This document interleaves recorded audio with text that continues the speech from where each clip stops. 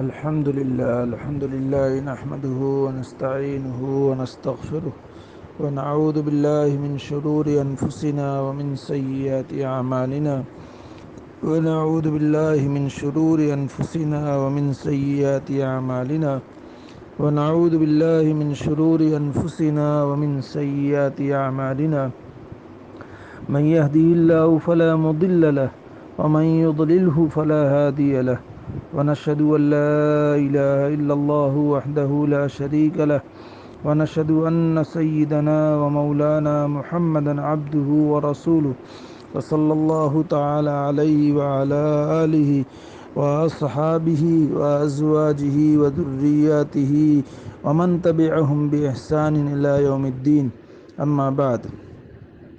نبی اکرم صلی اللہ علیہ وسلم کے مزاح مبارک کا ذکر تو ظرافت اور مزاح کی تعریف، آپ صلی اللہ علیہ وسلم کی ظرافت کی تعریف یعنی خوش مزاجی، دل لگی۔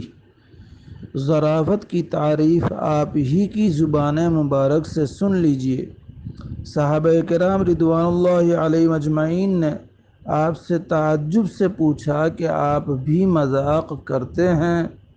تو آپ صلی اللہ علیہ وسلم نے ارشاد فرمایا کہ ہاں بے شک، مگر میرا مزاح سراسر سچائی اور حق ہے۔ شمائل نبوی۔ مزاح کے معنی دل لگی، خوش طبعی۔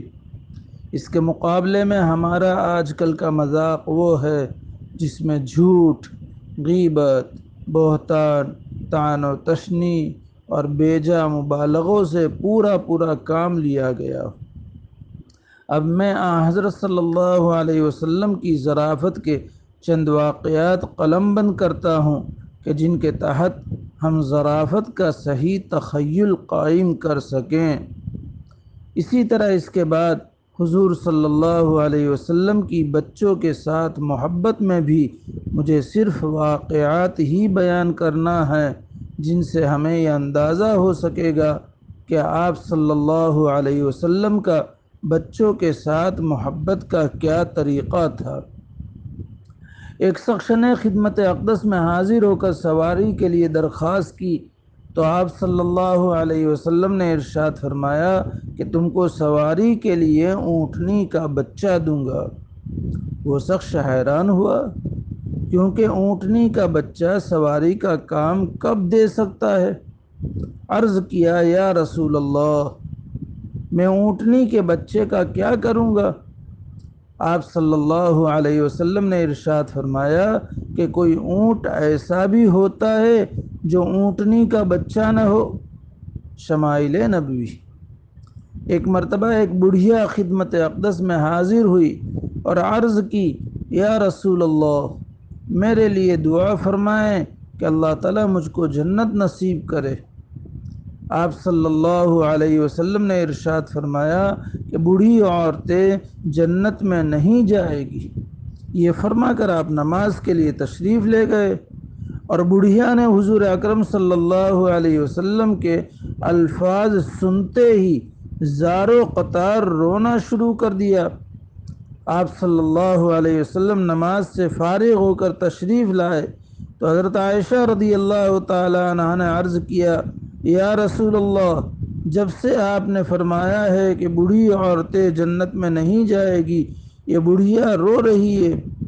آپ صلی اللہ علیہ وسلم نے فرمایا کہ اس سے کہہ دو کہ بوڑھی عورتیں جنت میں جائیں گی مگر جوان ہو کر۔ شمائل نبوی۔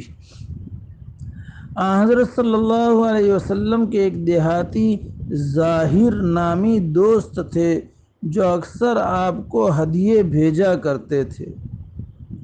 یہاں حضرت نے نقل نہیں کیا ہے، شمائل ترمذی کی روایت میں ہے کہ آپ صلی اللہ علیہ وسلم ان کو بھی جواباً ہدیے دیتے تھے۔ وہ دیہات کے ہدیے آپ صلی اللہ علیہ وسلم کے لیے لاتے تھے تو آپ شہر کے مدینہ منورہ کے ہدیے ان کو دیا کرتے تھے۔ اسی لیے ہدیے میں جو سنت ہے جانبین سے ہو، ہر ایک اپنی اپنی حیثیت کے مطابق ہدیہ دینے کی کوشش کرے۔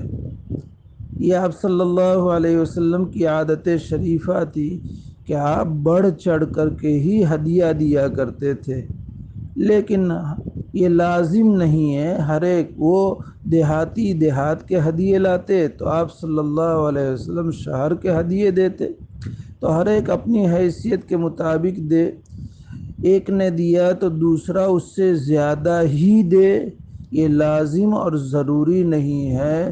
حیثیت ہو تو یقیناً دینا چاہیے، سنت ہے، لیکن نہ ہو تو پھر اس صورت میں اس کو لازم سمجھنا نہیں چاہیے۔ تو خیر، ایک روز بازار میں وہ اپنی کوئی چیز بیچ رہے تھے، اتفاق سے حضور اکرم صلی اللہ علیہ وسلم ادھر سے گزرے، ان کو دیکھا تو بطور خوش طبعی چپکے سے پیچھے سے جا کر ان کو گود میں اٹھا لیا اور بطور ظرافت دل لگی آواز لگائی کہ اس غلام کو کون خریدتا ہے؟ ظاہر رضی اللہ تعالیٰ عنہ نے کہا کہ مجھے چھوڑ دو، کون ہے؟ مڑ کر دیکھا تو سرور عالم صلی اللہ علیہ وسلم تھے۔ حضرت ظاہر رضی اللہ تعالیٰ عنہ نے کہا کہ یا رسول اللہ، مجھ جیسے غلام کو جو خریدے گا نقصان اٹھائے گا۔ شمائل نبوی یہاں حضرت نے نقل نہیں کیا، دیگر روایت میں ہے کہ آپ صلی اللہ علیہ وسلم نے ارشاد فرمایا لیکن تم اللہ کے نزدیک کمتر نہیں ہو۔ بچوں سے خوش طبعی، حضور نبی کریم صلی اللہ علیہ وسلم بچوں پر بہت شفقت فرماتے، ان سے محبت کرتے، ان کے سر پر ہاتھ پھیرتے، ان کو پیار کرتے اور ان کے حق میں دعائے خیر فرماتے۔ بچے قریب آتے تو ان کو گود میں لیتے، بڑی محبت سے ان کو کھلاتے، کبھی بچہ کے سامنے اپنی زبان مبارک نکالتے، بچہ خوش ہوتا اور بہلتا، کبھی لیٹے ہوتے تو اپنے قدموں کے اندر کے تلووں پر بچہ کو بٹھا لیتے اور کبھی سینہ طہر پر بچہ کو بٹھا لیتے۔ اگر کئی بچے ایک جگہ جمع ہوتے تو آپ ان کو ایک قطار میں کھڑا کر دیتے، لائن میں، اور آپ صلی اللہ علیہ وسلم اپنے دونوں بازوؤں کو پھیلا کر بیٹھ جاتے اور فرماتے بھائی تم سب دوڑ کر ہمارے پاس آؤ، جو بچہ سب سے پہلے ہم کو چھو لے گا ہم اس کو یہ اور یہ دیں گے۔ بچے بھاگ کر آپ کے پاس آتے، کوئی آپ کے پیٹ پر گرتا، کوئی سینہ طہر پر، آپ ان کو سینہ مبارک سے لگاتے اور پیار کرتے۔ حضور اکرم صلی اللہ علیہ وسلم جب بچوں کے قریب سے ہو کر گزرتے تو ان کو خود السلام علیکم فرماتے اور ان کے سر پر ہاتھ رکھتے اور چھوٹے بچوں کو گود میں اٹھا لیتے۔ حضور صلی اللہ علیہ وسلم کسی کی ماں کو دیکھتے کہ اپنے بچے سے پیار کر رہی ہے تو بہت متاثر ہوتے، کبھی ماؤں کی بچوں سے محبت کا ذکر آتا تو فرماتے اللہ تعالیٰ جس شخص کو اولاد دے اور وہ اس سے محبت کرے اور اس کا حق بجا لائے تو وہ دوزخ کی آگ سے محفوظ رہے گا۔ جب حضور صلی اللہ علیہ وسلم سفر سے تشریف لاتے تو راستے میں جو بچے ملتے انہیں نہایت شفقت سے اپنے آگے یا پیچھے سواری پر بٹھا لیتے تھے۔ بچے بھی آپ صلی اللہ علیہ وسلم سے بڑی محبت کرتے تھے، جہاں آپ کو دیکھا لپک کر آپ کے پاس پہنچ گئے، آپ ایک ایک کو گود میں اٹھاتے، پیار کرتے اور کوئی کھانے کی چیز عنایت فرماتے، کبھی کھجوریں، کبھی تازہ پھل اور کبھی کوئی اور چیز۔ نماز کے وقت مقتدی عورتوں میں سے کسی کا بچہ روتا تو آپ صلی اللہ علیہ وسلم نماز مختصر کر دیتے تاکہ بچے کی ماں بے چین نہ ہو۔ خصائل نبوی۔ اللہ تعالیٰ ان صفات عظیمہ کو اپنے اندر اختیار کرنے کی توفیق دے، مدد فرمائے اور آسان فرمائے۔ اللہ تعالیٰ اس کہنے سننے کو قبول فرمائے، کہنے والے کے لیے، سننے والوں کے لیے، اقوام عالم کے لیے اسے ہدایت کا، نجات کا، امن کا ذریعہ بنائے، فتنوں سے حفاظت فرمائے۔